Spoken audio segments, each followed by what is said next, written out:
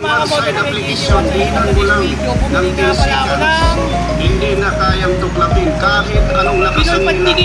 Wala po pinipiling materialis, lahat pinakapitan.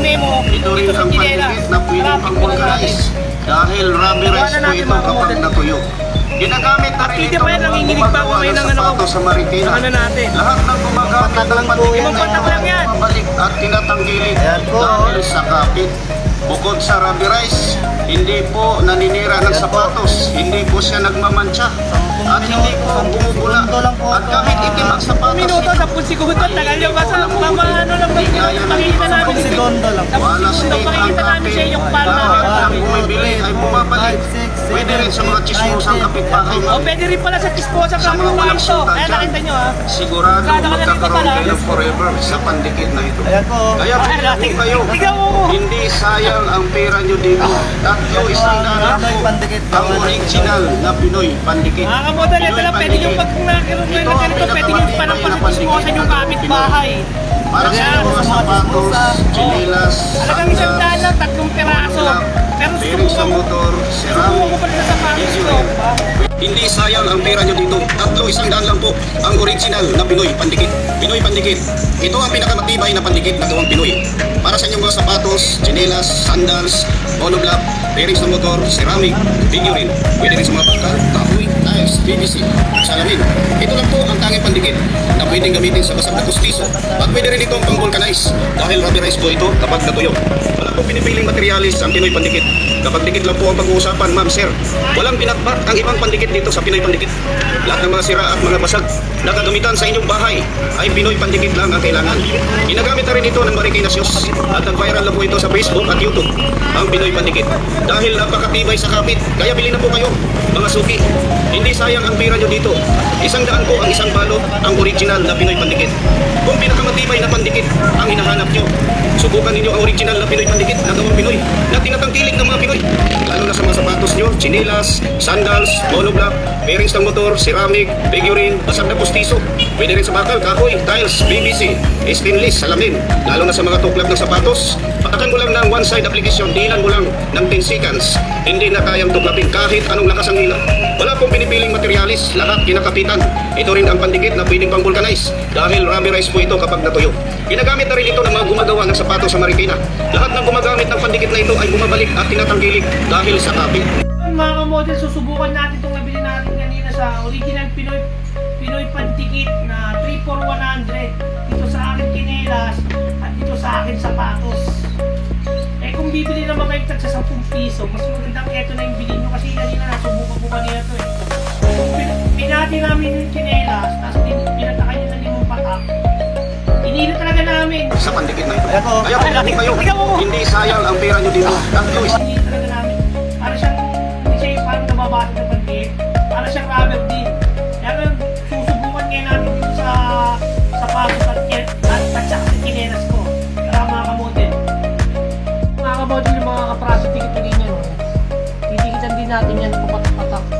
Pero hindi natin bibigyan yung PUP lang. Okay.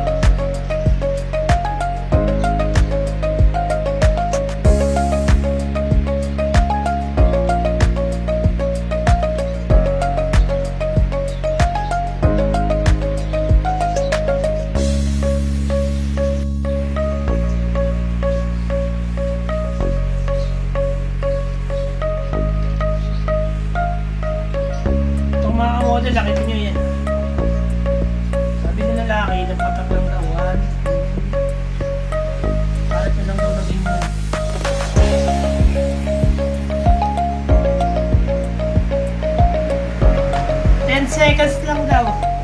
Sabi nung nagmanual sa akin ganito.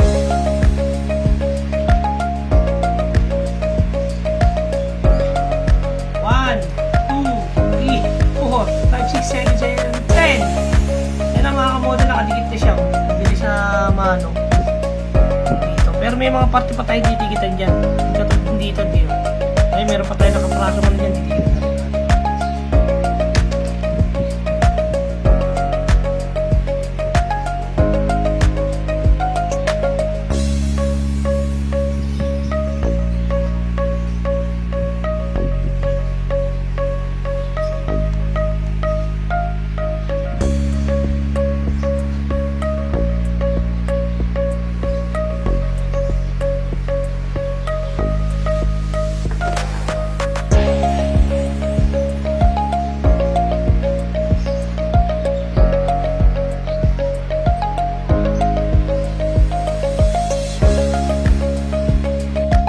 Ito ka mga kamodel, totoo nga siya. Ayun o. Kadikit siya alos o. Talagang 35 lang, ang dahil nyo ka natira. Alos konti lang, ilang patak lang yung magamit ko. Ilang drops lang. Mga kamodel, legit siya. Pero ang tip ko lang sa pagdidikit, kunyari may ganito. Kapra-kapraso lang ang dikit when yung bibiglayin kasi kumakapal siya eh. Patak-patak lang. Tapos, didiinan nyo lang na ganun. Humila kayo kahit na 15 seconds para mas maganda kasi napakadali niyang matuyo at saka napakadikit. Ngayon, subok ko na siya. Papaalala ko lang ulit sa inyo. Original Pinoy pandikit. Kung para gusto nyo masubukan, bumili na kayo at sa 35 na pumunit. Pero pag may euro kayo hindi ka na marami, bumili na kayo sa data. Please like and share and subscribe to YouTube channel para updated kayo sa mga. Salamin. Sa muli mga model. Peace!